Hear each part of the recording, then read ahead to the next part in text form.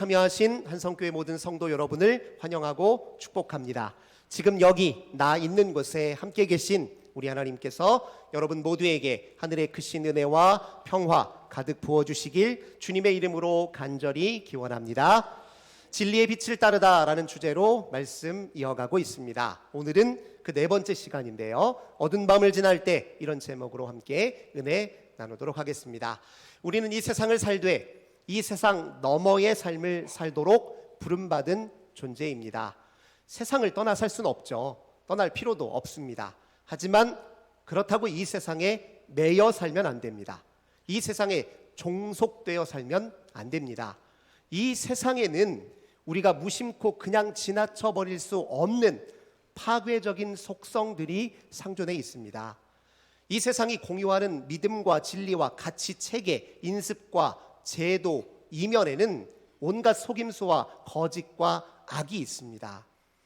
반생명적이고 반인간적인 속성들이 이 세상에서 여전히 작동하고 있다는 사실을 우리가 꼭 기억해야 됩니다.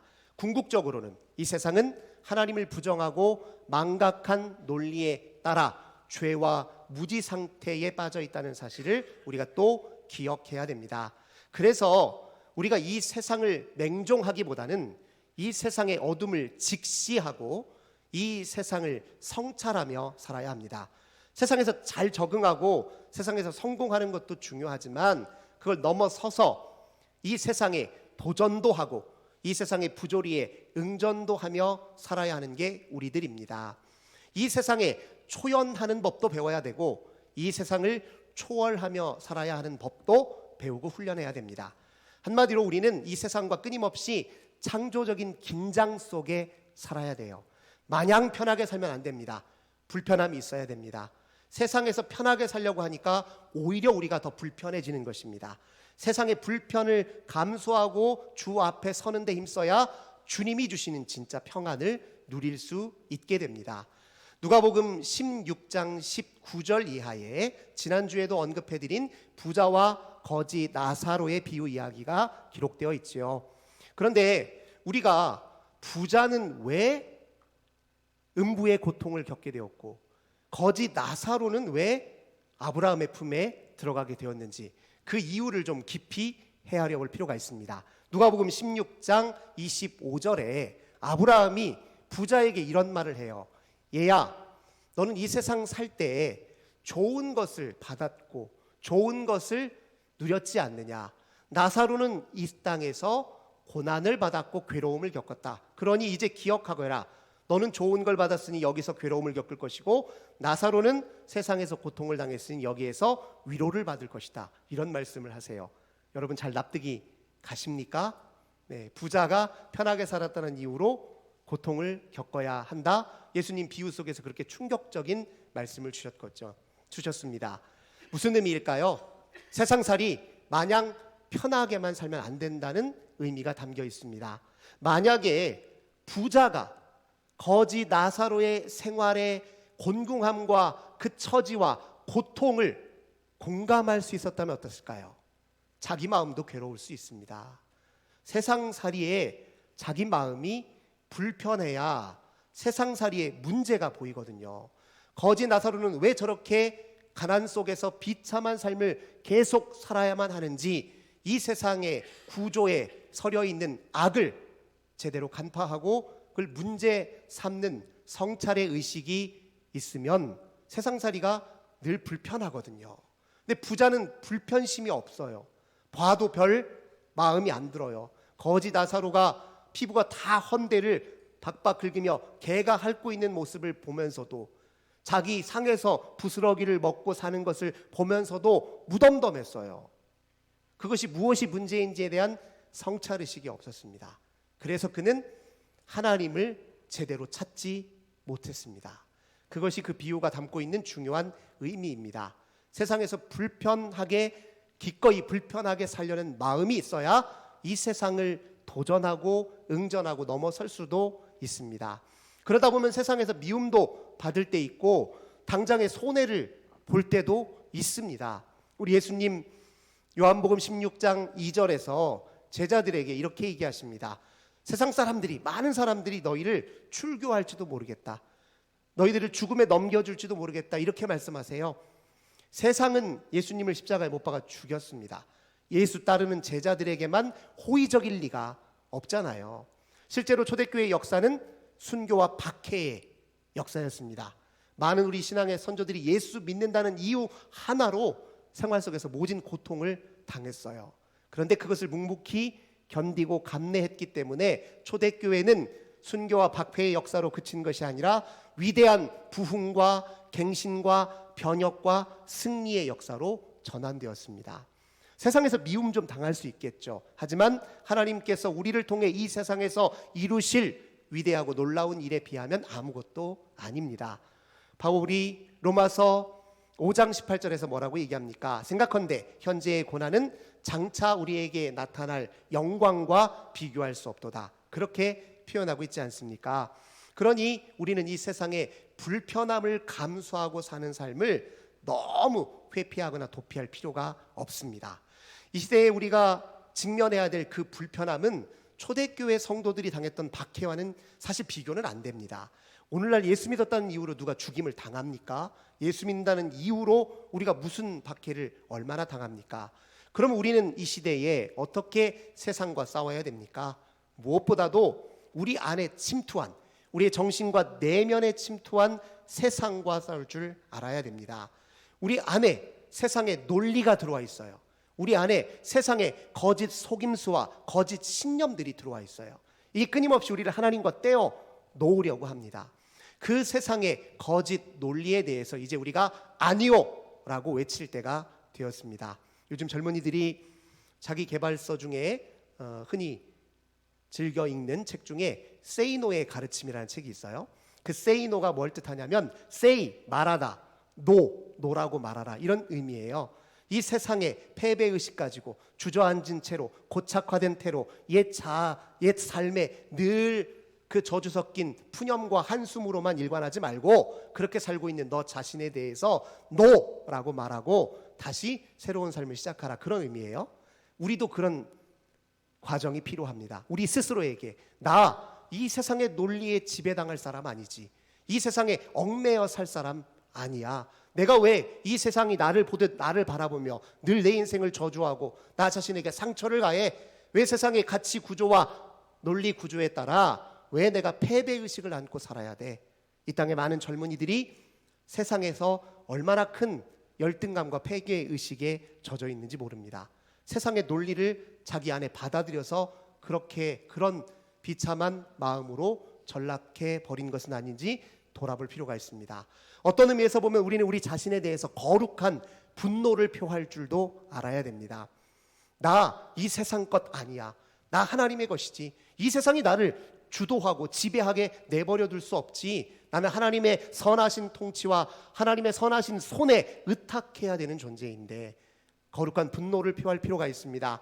예수님 성전 안에서 장사하는 사람들의 상을 둘러엎으시고 그들을 내쫓으셨습니다. 왜요? 성전은 하나님이 임재하시는 곳이니까요. 우리 내면의 심령에 우리 예수님이, 우리 주님이 임재하실 자리를 마련하기 위해서 우리 속에 우리를 붙들고 우리 안에 또아리를 틀고 우리를 좌지우지하는 그 세상 것을 청소할 필요도 있습니다. 그래야 우리가 주님과의 더 깊은 온전한 관계 속으로 나아갈 수 있습니다. 물론 우리 안에 있는 세상이 그냥 호락호락하게 져주지는 않을 것입니다. 세상의 저항이 만만치 않을 거예요. 이 세상이 우리를 지배하고 자기 것으로 삼기 위해서 쓰는 전략이 있는데요. 그것은 우리 내면 깊은 곳에 도사리고 있는 불안과 두려움을 들춰내고 그것을 강화시키는 전략입니다. 이 세상에서 우리가 이 세상 것을 내 인생의 안전판으로 삼고 나의 인생을 지키기 위해서 세상의 것에 목을 매는 이유는 세상이 그런 전략을 쓰기 때문에 그래요. 너 내 말 들어야 덜 불안하게 살 수 있지 않겠어? 내가 제공하는 혜택을 누려야 그나마 네가 평안하지 않겠어? 끊임없이 우리에게 이렇게 다가온다는 것입니다.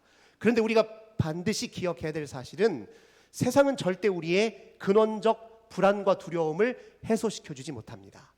절대로 우리의 존재의 불안과 두려움을 물리치지 못합니다. 왜요? 이 존재의 불안과 두려움은 우리의 타락한 본성의 일부이기 때문에 그렇습니다. 타락한 본성의 일부이기 때문에 우리의 근저요 원천이신 하나님과 사랑으로 연합되고 하나가 되기 전에는 결코 사라지지 않습니다. 오직 하나님과의 사랑의 연합 속에서만 우리의 존재의 불안과 두려움이 증발해 버릴 수 있습니다. 그래서 우리는 우리의 존재의 불안과 두려움을 조금 직시할 필요가 있습니다. 이건 우리에게 어떤 사인과 메시지를 담고 있느냐? 내 마음이 알지 못하는 불안과 두려움에 있을 때 우리는 생각해야 됩니다. 내가 그만큼 하나님과 지금 분리되어 있구나. 내가 그만큼 지금 빨리 하나님께로 돌아가야 하는 것이구나.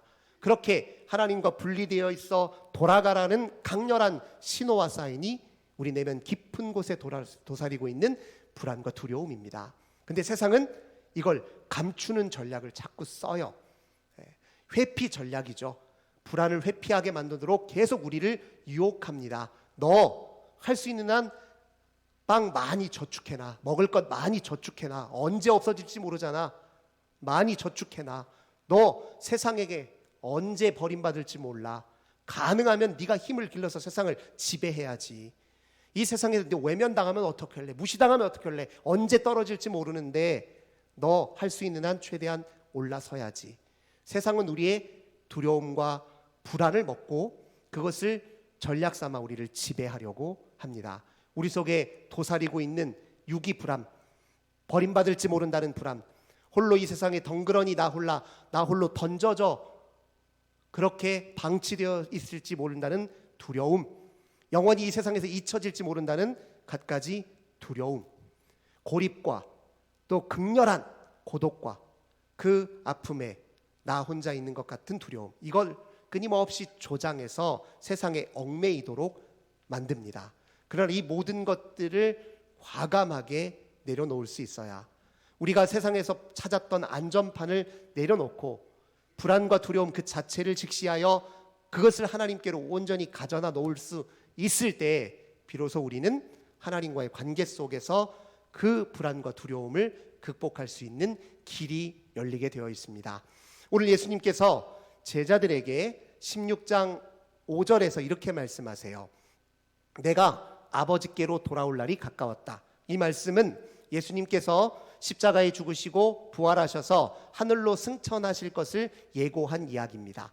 이 이야기를 딱 들었을 때 제자들은 어떤 심정이었냐면 정신이 바짝 들고 두려워졌어요. 지금까지 제자들은요, 예수님을 직접 눈으로 봤어요. 예수님의 목소리를 직접 귀로 들었습니다. 늘 함께 했어요. 세상을 의지하지 않아도 안심할 만큼 든든한 예수님이 늘 자기 눈앞에 서 있었어요. 예수님에게서 기적을 경험했습니다. 신비한 체험이 있었어요. 찬란하고 아름다운 나날이 이어졌어요. 그런데 그 예수님이 자기들 곁을 떠난다 이야기를 들으니까 제자들이 순간 당황했습니다. 그럼 이 세상에 홀로 다시 내가 덩그러니 던져진다고? 그렇다고 내가 세상을 예전처럼 의지할 수는 없는데, 세상을 의지할 수도 없고, 그렇다고 예수님과 지금 직접 관계를 맺을 수 없는 상황에서 나는 어떻게 이 두려운 상황과 이 불안을 어떻게 내가 감당할 수 있지? 이런 마음이 들었다는 것이죠. 사실 이게 오늘 우리의 신앙의 실존의 모습입니다. 우리도 딱 그래요. 세상을 완전히 의지하는 것도 아니야. 그렇다고 하나님과 온전한 관계 속에 있는 것도 아니에요. 어정쩡하게 끼어있는 그 속에서 이러지도 못하고 저러지도 못하고 방황하고 힘겨워하는 것이 우리들의 모습이란 말이에요. 제자들의 그 근심과 염려가 오늘 우리들과 크게 다를 바가 없어요. 세상은 영원한 것이 아니라는 것쯤은 알았어요. 하지만 대안이 없어요. 주님과 지금 깊은 관계 속에 없으니, 아직 사랑으로 온전히 연합이 안 되었으니 나는 여전히 불안하다는 거예요. 이거 극복하기가 쉽지 않습니다. 혼자 방 안에 덩그라니, 출입구 없는 작은 방 안에 덩그라니 남겨져 있다고 생각해 보세요. 누구도 의지할 사람 한 사람 없이 괴로운 일들을 다 홀로 감당해야 된다고 한번 생각해 보세요. 그 얼마나 힘든 일입니까? 우리 신앙인들에게도 그런 모습이 있습니다. 마샤 리네한이라고 하는 세계적인 임상심리학자가 있는데요. 그가 청소년 시기에 18살 시기예요. 정신병원에 입원하여 집중해 치료를 받았던 때가 있습니다. 매우 극심한 불안과 두려움 속에 있었어요. 근데 그때 자기에게 위안이 되었던 것이 딱 하나가 있는데 자해 행위였어요. 자해 때문에 사실 정신병원에 입원하게 된 겁니다. 마샤 리네한이라고 하는 사람이요, 자해를 이렇게 설명해요. 우리 내면의 극도의 괴로움 있잖아요. 이 괴로움을 육체적 고통으로 치환시키는 행위예요. 육체적 고통으로 치환시켜서 자기를 자해하면 우리 육체가 보상을 하는데요, 고통 억제 호르몬인 엔돌핀을 분비시킵니다. 그 엔돌핀으로 잠시 고통을 잊는 거예요.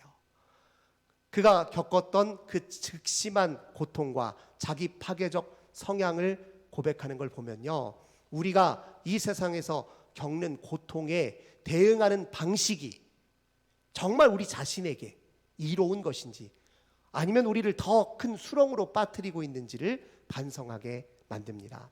이 세상이 쓰는 전략을 쓰지 않고 어떻게 하면 우리 주님과의 깊은 관계 속에서 그것을 이겨나갈 수 있을까? 예수님은 우리에게 보혜사 성령님에 대한 이야기를 꺼냅니다. 제자들이 염려하는 것을 보고서요, 너희들 근심하고 염려하는 건 내가 안다.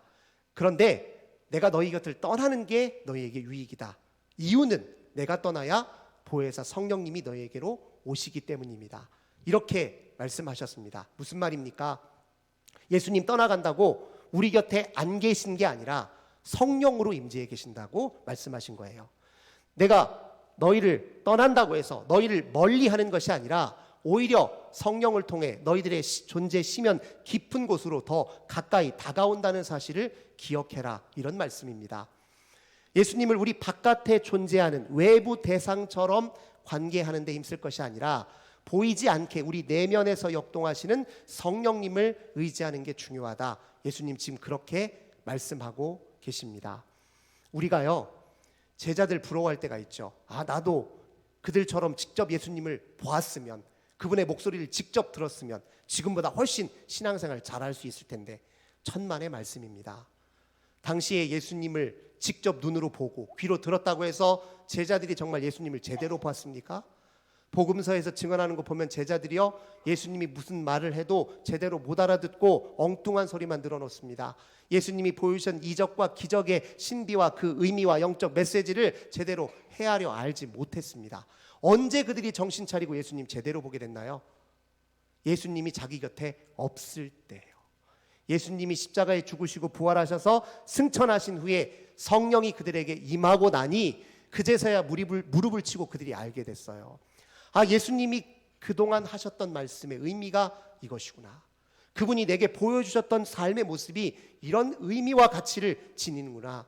그분이 내게 보여주셨던 그 기적과 신비가 이런 생명의 놀라운 뜻이 담겨 있구나. 성령이 임하셔서 그제야 알게 됐습니다. 성령을 통해서 그들은 예수님을 훨씬 더 깊이 이해하고 받아들이게 되었습니다. 아이들의 성장의 과정에 대해서 제가 자주 말씀드린 적이 있는데, 아이들이 자란다는 건 부모로부터 독립한다는 걸 의미합니다. 어린 시절의 아이들에게 가장 중요한 것은 물리적인 접촉이에요. 잦은 스킨십입니다.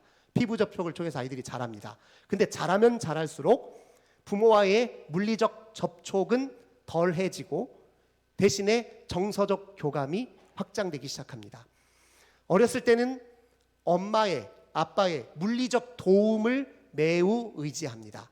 자라면 자랄수록 엄마 아빠가 보여준 삶의 태도와 교훈이 그의 아이의 내재화되어서 그가 엄마의 아빠의 삶을 살아냄으로써 그가 엄마 아빠의 물리적 도움으로부터 벗어나게 됩니다. 성숙한 자녀들은 자기 삶에 나타난 부모의 흔적을 통해서 부모와 정서적으로 깊이 교감하고 부모와 관계를 맺습니다.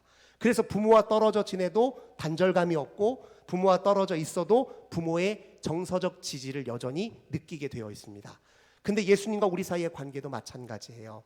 예수님이 외적 대상으로, 우리 바깥에 직접 눈으로 보고 물리적으로 만지고 하는 그런 대상으로만 우리가 여긴다면 우리가 도리어 예수님에 대한 부재감 때문에 더 괴로워할 수 있습니다. 눈으로 보고 싶은데 안 보이잖아요. 귀로 듣고 싶은데 안 들리잖아요. 물리적으로 직접 감각적으로 경험하고 싶은데 안 되잖아요.